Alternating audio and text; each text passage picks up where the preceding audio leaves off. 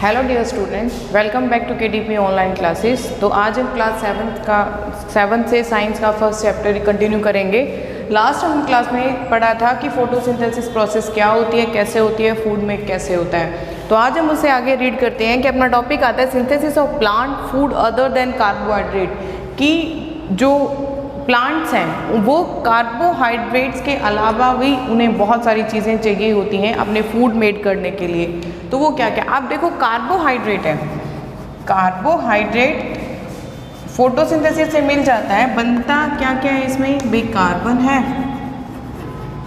Hydrogen है और water है। यही सारी चीज़ें हैं इसके अंदर, कार्बोहाइड्रेट यानी कार्बन और हाइड्रोजन है। अब बात आती है कि क्या इसके अलावा भी प्लांट को फूड मेड करने के लिए, ग्रो करने के लिए अदर चीज़ों की ज़रूरत पड़ती है क्या? जैसे हमारी बॉडी को अदर चीज़ों की ज़रूरत पड़ती है ग्रो करने के लिए, सेम वैसे ही प्लांट्स को भी ज़रूरत पड़ती है। तो प्लांट्स को प्रोटीन यानी कार्बोहाइड्रेट के अलावा प्रोटीन एंड फैट की भी ज़रूरत पड़ती है। अब बात आती है कि प्रोटीन इसे मिले कहाँ से? कार्बोहाइड्रेट तो मिल गया, चलो फोटोसिंथेसिस से। बात आती है कि प्रोटीन इसको कहाँ से मिलता है? प्रोटीन एक नाइट्रोजनिक सब्सटेंस है जिसके अंदर नाइट्रोजन प्रेजेंट होती है। नाइट्रोजन प्रेजेंट होती है तब जाके उसे प्लांट को क्या मिलते हैं? प्रोटीन मिल जाता है। लेकिन हमें पता है कि हमारे एटमॉस्फेयर में एक अच्छी खासी क्वांटिटी में नाइट्रोजन प्रेजेंट है, लेकिन प्लांट में ऐसी कोई प्रोसेस नहीं होती कि जो एटमॉस्फेरिक नाइट्रोजन है उसको वो क्या कर सके, एब्जॉर्ब कर सके और अपने लिए वो क्या उसे यूजेबल बना सके। तो होता क्या है प्लांट में कि प्लांट को यूज़ करने के लिए प्रोटीन का एक सोल्यूबल सॉल्यूशन या जिस फॉर्म में वो यूज़ करते हैं उसको, जिस फॉर्म में वो एब्जॉर्ब कर सकते हैं उस फॉर्म में कन्वर्ट करना ज़रूरी होता है। तो इसके अंदर होता ये है कि सॉइल से इनको प्रोटीन मिल जाता है। प्लांट को सॉइल से क्या मिल जाता है? प्रोटीन मिल जाता है। अब बात आती है कि मैम प्रोटीन सॉइल से कैसे मिल जाता है? सॉइल में क्या ऑलरेडी प्रेजेंट होता है या फिर किस प्रोसेस के थ्रू? तो होता क्या है कि सॉइल के अंदर जो प्लांट आपने लगाया है उसकी जो रूट्स होती हैं, या आप राइजोबियम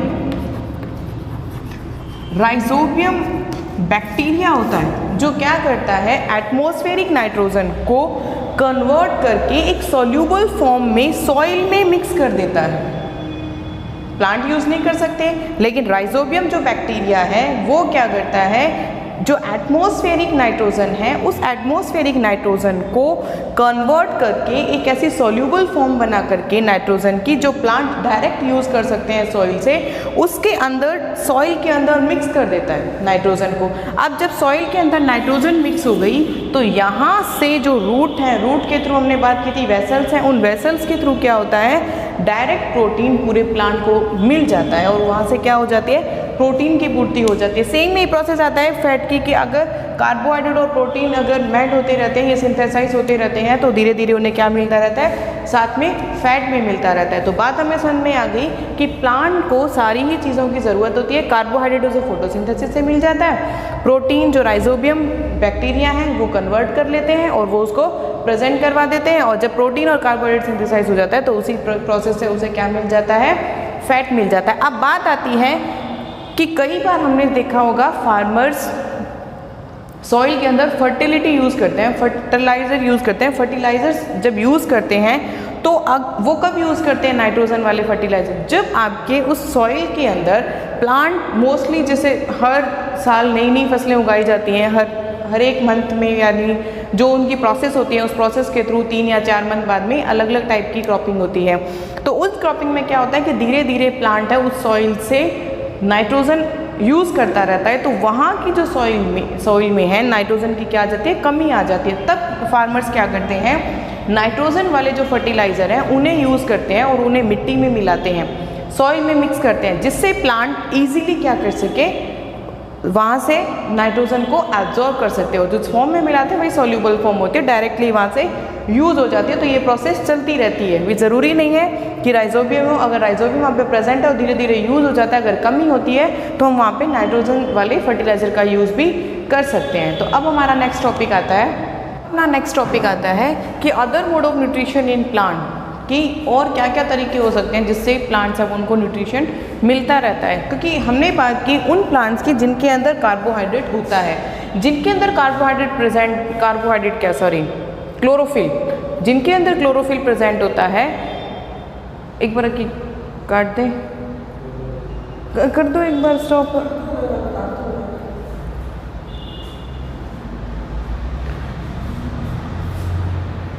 तो अब हमारा नेक्स्ट टॉपिक है कि other mode of nutrition in plant, कि प्लांट के अंदर और कौन कौन से तरीके होते हैं जिससे क्या होता है उनके अंदर न्यूट्रिशन होता है, न्यूट्रिशन उन्हें अवेलेबल होता है या फिर वो अपना फूड मेकिंग प्रोसेस करते हैं। क्योंकि अब तक हमने जिनसे बात की उनमें क्लोरोफिल प्रेजेंट होना बहुत ज़रूरी था।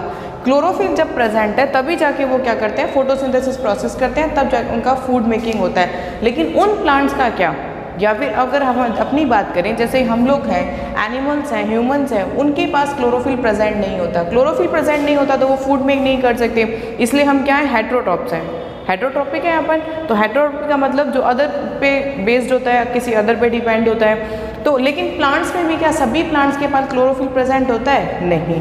अब उनके बारे में बात करेंगे जिनके पास क्लोरोफिल प्रेजेंट नहीं होता है, तो वो अपना फूड कैसे बनाते हैं या फिर वो अपने जो फुलफिल है न्यूट्रिशन का वो कैसे कर पाते हैं। तो अब बात आती है कि आपने कुछ ऐसे प्लांट देखे होंगे, कोई बेल वगैरह या फिर कुछ ऐसे प्लांट जो दूसरे पे डिपेंड रहते हैं किसी के सारे, जैसे अमरबेल की अपन बात करते हैं।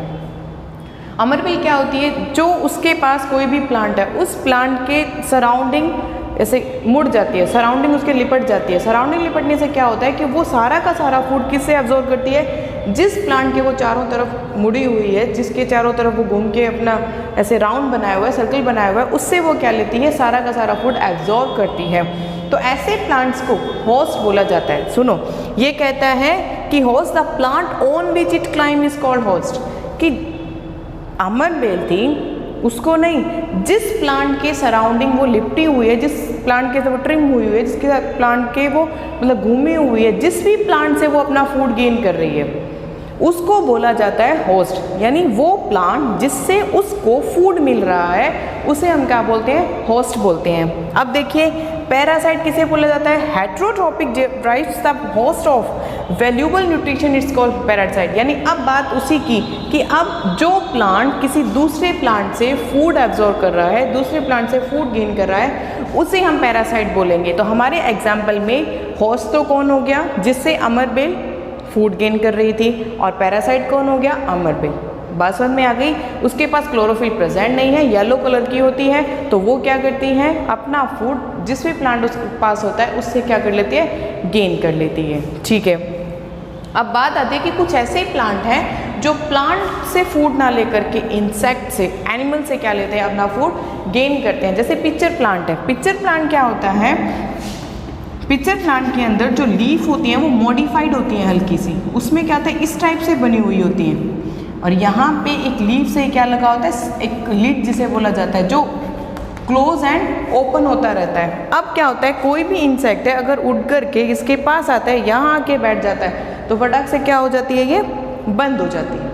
बंद होने से क्या होता है कि अंदर ही अंदर यहाँ पे हेयर लाइक स्ट्रक्चर्स होती हैं, ये हेयर लाइक स्ट्रक्चर है, इस इंसेक्ट को डाइजेस्ट कर जाते हैं, डाइजेस्टिव जूस एग्जिट करती हैं, और वो जूस से क्या होता है, सारा का सारा क्या करती हैं, उसको डाइजेस्ट कर जाती है और अपना फूड में करती है। उन्हें न्यूट्रिशन से मतलब था, तो सबका अपना अपना है। पिक्चर प्लांट का क्या होता है, ये इंसेक्ट को खाता है, तो ऐसे प्लांट को बोला जाता है इंसेक्टिवर्स। ये कहता है इंसेक्टिवर प्लांट्स कौन से होते हैं, insect eating plant are called insectivore plant, कि वो प्लांट जो इंसेक्ट को खाते हैं उन्हें हम बोल सकते हैं इंसेक्टिवर प्लांट्स। तो हमें बात समझ में आ गई कि पहली तो बात प्लांट्स के लिए न्यूट्रिशन कहाँ से मिलता है, जिनके अंदर क्लोरोफिल प्रेजेंट है तो वो अपना फूड गेन कर लेते हैं फोटोसिंथेसिस प्रोसेस से।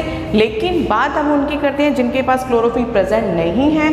तो जब क्लोरोफिल प्रेजेंट नहीं है तो वो क्या करते हैं, किसी दूसरे मोड से, दूसरे तरीके से, जैसे हमने बात की कुछ ऐसे प्लांट्स हैं तो दूसरे प्लांट से अपना फूड गेन कर लेते हैं, और कुछ ऐसे हैं जो इंसेक्ट वगैरह से। तो अब दोनों ही टाइप से क्या होते हैं, उन्हें फूड मिल जाता है, जो प्लांट ग्रो करता है उन्हें न्यूट्रिशन मिल जाते हैं। यानी अलग अलग प्लांट के अलग अलग मोड होते हैं, वो कैसे कैसे अपना फूड गेन करता है और कैसे ग्रो होता है। तो अब तक अपन इतना ही रीड करेंगे, नेक्स्ट टॉपिक इससे नेक्स्ट वीडियो में करेंगे।